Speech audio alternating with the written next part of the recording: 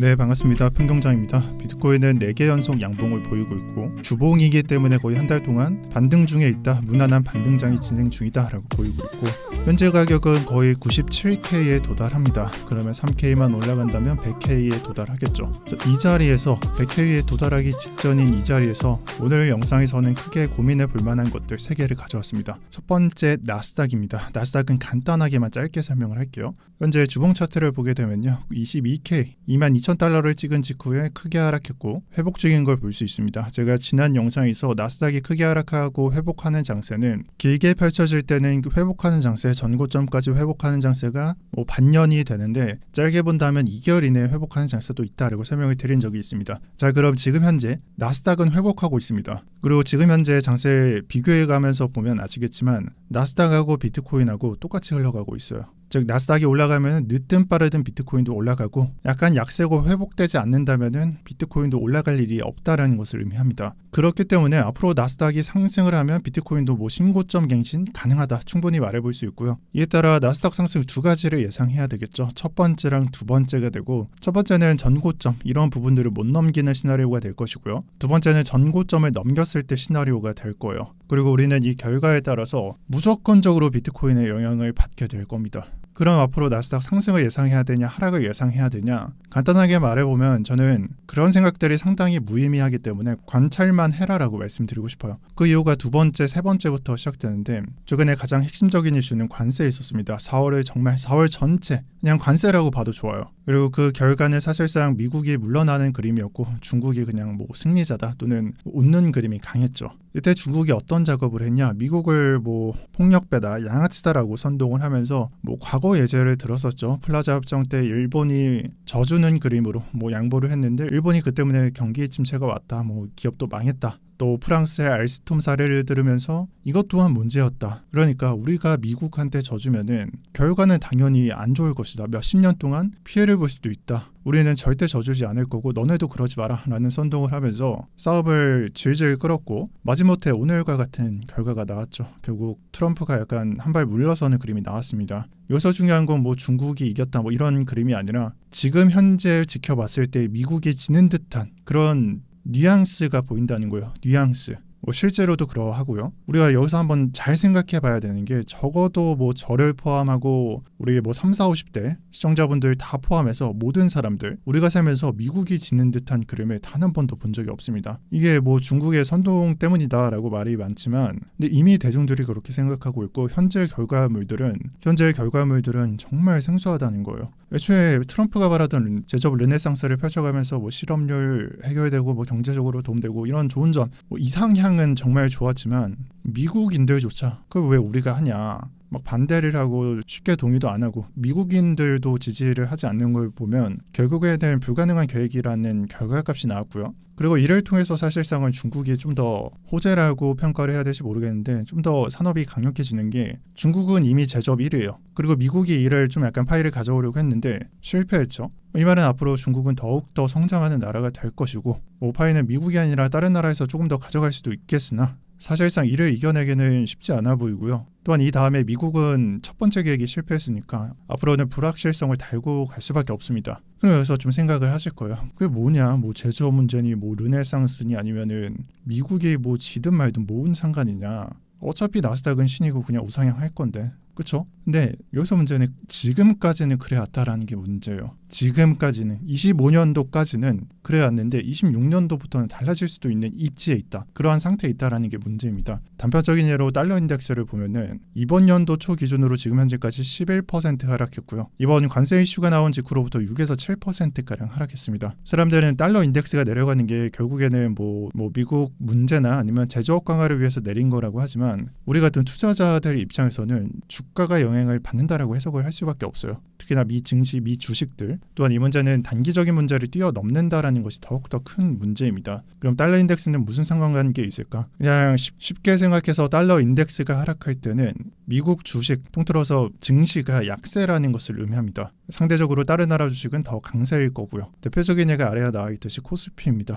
미국 달러 증시 파란색이 내려갈 때 코스피 상승률이 S&P 증시를 뛰어넘는 걸 볼 수 있고요. 그 반대도 마찬가지입니다. 올라갈 때 내려가고 내려갈 때 올라가고 이런 것들이 분명하게 나와 있죠. 그리고 이런 그림들은 최근까지도 진행된 걸로 보입니다. 그래서 좀 정리해서 말씀을 드리면 우리가 달러 인덱스가 약세일 때 미국 주식에 놓을 필요가 없을 것이고 이를 통해서 투자자들이 유입되지 않으니까 미 증시에서 약세가 유도된다는 문제가 있어요. 여기서 더 생각을 해보면 미 증시가 약세라면 비트코인은 그를 따라가고 있으니까 당연히 전망이 안 좋아질 수도 있다라는 것을 의미합니다. 그러면은 세 번째부터는 돌파구인데 해결책이 있냐? 사진에는 레이 달리오 이제는 좀 늦었다라는 최근자에 올라온 트윗을 가져왔고요. 정말로 전문가들의 말을 믿어야 되냐? 아니면은 얘는 그냥 중국을 좋아하니까 이런 말을 한 것이냐? 갈팡질팡할 수밖에 없을 거예요. 근데 제 생각에는 제가 바라봤을 때 이번 문제는 당연히 해결책은 존재합니다. 하지만 당연히 해결책은 존재합니다. 미국은 단 한순간에 무너지지 않을 거고요.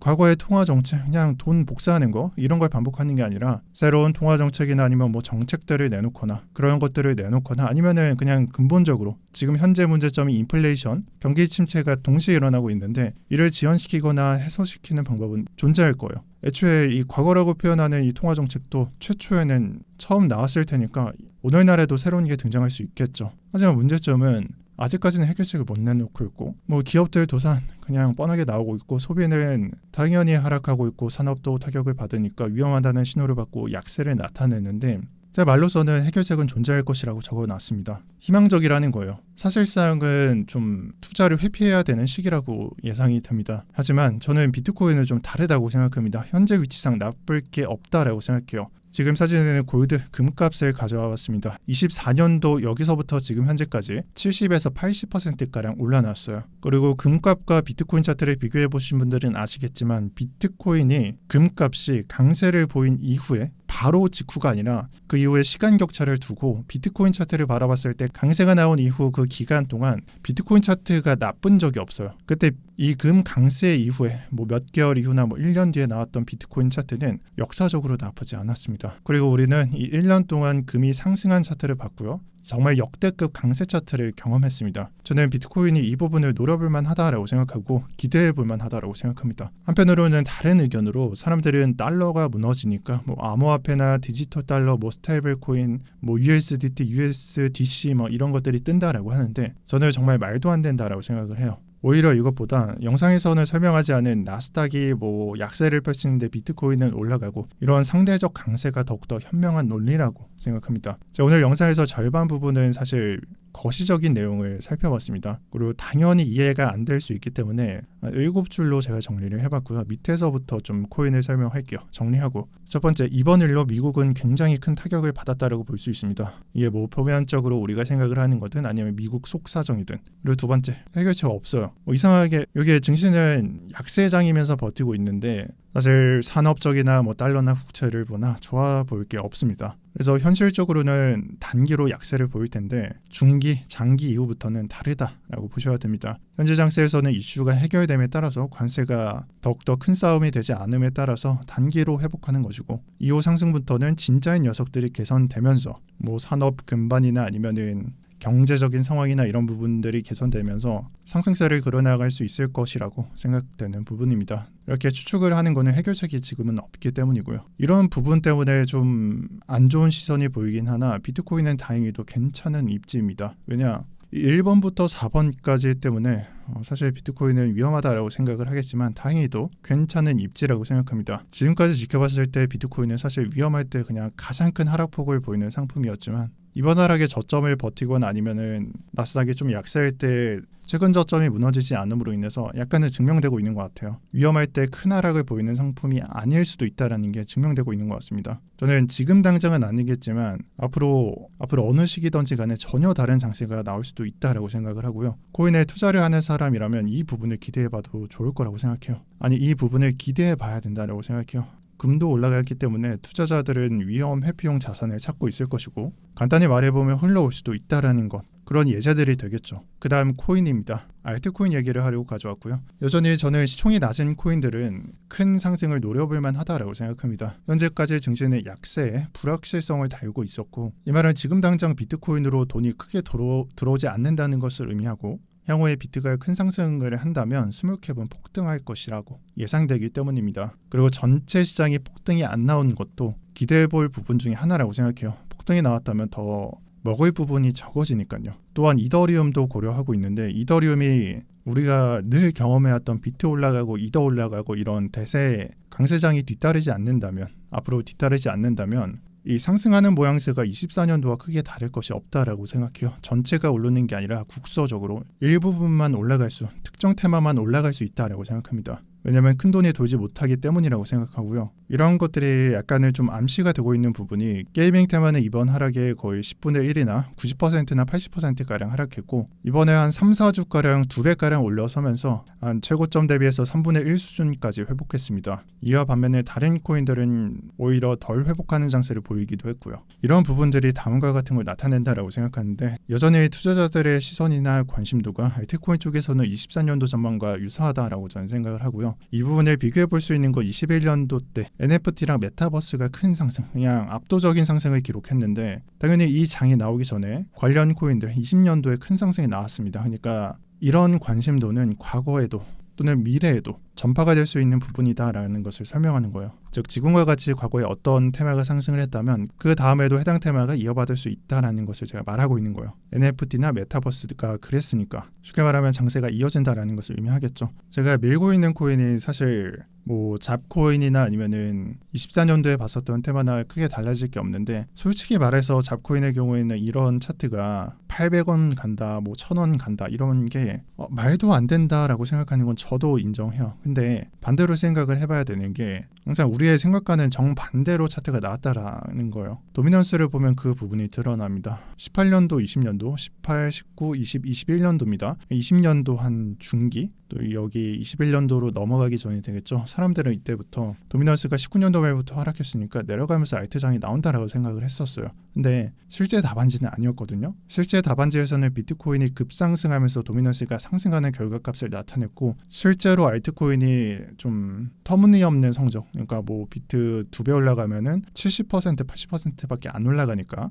이번 장에서는 사실 알트코인 불장이 없겠구나라고 말을 했었습니다. 근데 또 여기서 또 달라졌죠. 하락을 할 거라는데 상승을 했고 상승을 예상했는데 하락했습니다. 하락을 하면서 알트 불장을 불러왔고 한 3번이나 사람들을 속여왔어요. 지금 현재도 똑같을 거라는 거예요. 24년도 말쯤에 도미넌스가 하락함에 따라서 알트 불장 얼마 남지 않았다라고 저를 포함한 많은 사람들이 생각했지만 실제 답안지는 상승이었어요. 고점에서 횡보를 하면서 도미넌스가 65%까지 올라갔습니다. 심지어 이때는 리플이 2덕급으로 상승을 했는데도 이런 차트를 나타났다는 게 문제예요. 바로 이런 부분들 때문에 예상을 하지 말라는 말이 등장합니다. 당연히 투자 자산은 미래 가치를 산정해야 되기 때문에 미래를 예상해야 되는데 이 말은 예상을 포기하라는 말과 같습니다. 정말 말이 안 되겠지만 한번 들어보세요. 앞으로는 간단하게 살펴보면 이러한 수순을 밟을 거라는 걸 의미하는데 우선 비트코인 쪽으로 수급이 몰릴 거고요. 금상승이 선행됐다라는 것은 지금으로서는 긍정적입니다. 비트코인이 상승하는 데 있어서. 그리고 지금 현재 도미넌스 값을 보면 65%에 달하는데 18년도 이후에 도미넌스 차트를 보게 되면 고점이 73% 또는 72에서 73%를 유지했습니다.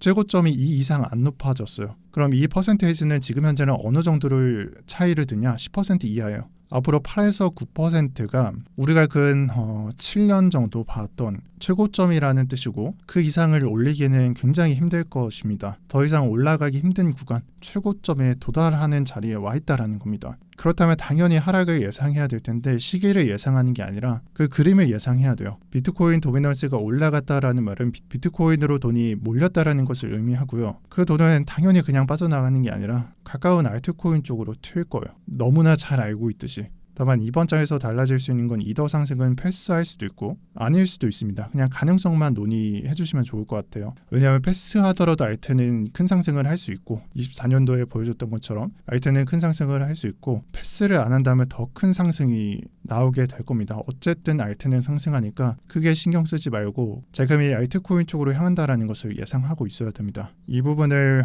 반년 전 과거에는 이더 스테이킹 ETF 이쪽으로 보는 것 같은데 사실 저는 잘 모르겠고 순환되는 시장을 예상해 주시고 앞으로 6월 달이나 7월 달이나 8월 달에 나올 것이다라고 예상을 하는 게 아니라 최고점이나 아니면 신고점이나 전고점에 도달하면서 신고점이나 최고점이나 전고점에 도달하고 이를 극복하는 움직임이 나오고 그와 동시에 알트코인 상승을 예상해야 된다라는 것이 결론입니다. 그리고 이런 생각을 하는 건 100K부터 시작돼야 된다라고 저는 생각합니다. 여러분들이 매수를 안 하더라도 알트코인 상승이 시작되면은 너무나 당연히도 알트코인을 고민하기 때문에 최소 100K에 도달했을 때부터는 생각을 해야 된다라는 것이 결론입니다. 오늘 영상은 큰 그림에서 어떤 식으로 제가 예상하고 있는지를 말씀드렸습니다. 앞으로 진행되는 그림에 따라서 정말 세부적인 내용을 제가 다뤄드릴 텐데 오늘 영상에서 말씀 안 드리려고 해요. 왜냐면 앞으로 진행되는 이슈에 따라서 크게 봐야 될 부분도 있을 것이고 아니면 그냥 별 문제 없을 것이다 라고 봐야 되는 이슈도 있는데 그런 부분들을 다 보기에는 여러분들의 시간은 아깝고 제 시간 또한 아깝기 때문입니다. 네, 그래서 오늘 영상 여기까지 하겠습니다. 다음 영상도 기대해 주시고 그리고 멤버십에서 달라진 부분 설명 마지막으로 드릴게요. 과거에는 영상이 들쭉날쭉하게 업로드하고 있었는데 5월부터는 주 1회나 2회 무조건 업로드하고 있습니다. 그래서 과거랑 다르게 콘텐츠가 올라가고 있고 이 멤버십 내용 또한 달라질 테니까 많은 관심 가져주시면 감사하겠습니다. 네, 오늘 영상 여기까지 하겠습니다. 시청 감사드리고요. 오늘도 평경장이었습니다. 다들 좋은 연휴 보내세요.